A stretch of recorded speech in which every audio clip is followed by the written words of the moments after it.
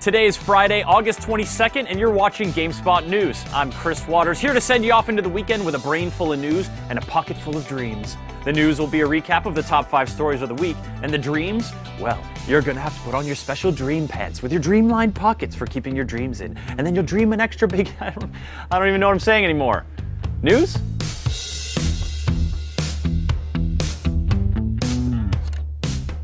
A new free update arrived for Grand Theft Auto Online this week that takes players on a ride into the danger zone. The San Andreas Flight School update introduces new jets and helicopters for use in new aerial solo challenges, as well as new land vehicles. GameSpot's own Rob Handlery put together an amusing breakdown of all the new stuff and how the mission payouts have been tweaked. You can find the full video on the site, but here's a sneak peek. God, I'm such a piece of shit. Nice ride. Oh, you know, baby. Holy shit. Hey, yo, that looks good. Oh, yeah. Here we go, punch it. Look alive. Headshot. Yeah. Good. Yeah. Folks looking forward to Minecrafting on their PlayStation 4s are going to have to wait a little longer than expected after the game failed Sony's final round of certification testing. Developer 4J Studios tweeted that they are fixing the issues and will have to resubmit the game for testing. While there's no official word on how that will affect the August release window, I have to imagine it'll be delayed at least a little bit. The Xbox One version of Minecraft is also projected to launch in August, and 4J is fixing bugs on that version as well before sending it off to Microsoft for final certification.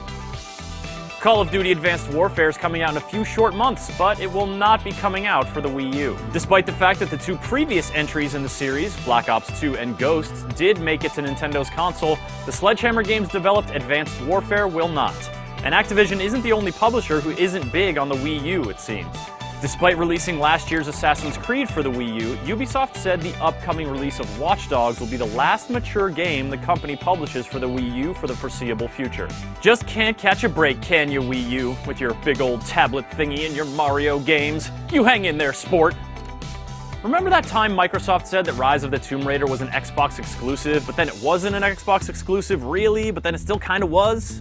Microsoft's Phil Spencer said this week that it wasn't anything against any other platform and went on to say, "I'm a big fan of Uncharted and I wish we had an action game of that ilk. We've started some and we've looked at them, but we didn't have one today of that quality. This," referring to the deal with Square Enix for Rise of the Tomb Raider, "is an opportunity."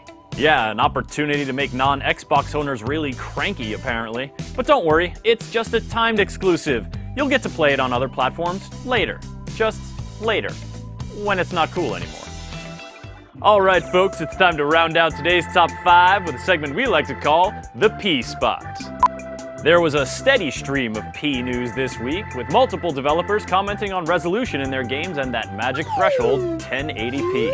Blizzard said that Diablo 3 Ultimate Evil Edition originally ran in 1080p on the Xbox One, but they knocked it down to 900p to ensure a liquid, smooth frame rate. After Microsoft insisted on more P and pushed an Xbox One code update to help, Blizzard bolstered it back up to 1080p.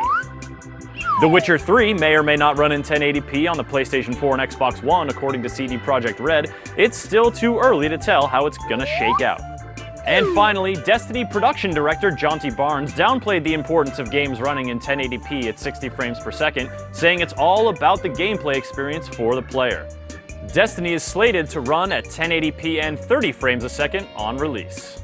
That's all the P talk for today, and that's a wrap for GS News from San Francisco. I'm Chris Waters, and it's been a pleasure hosting for y'all this week. Let's do it again sometime. Jess McDonald's going to be back next week with the news, and I'll see you during GameSpot's coverage of PAX Prime. Have a great weekend.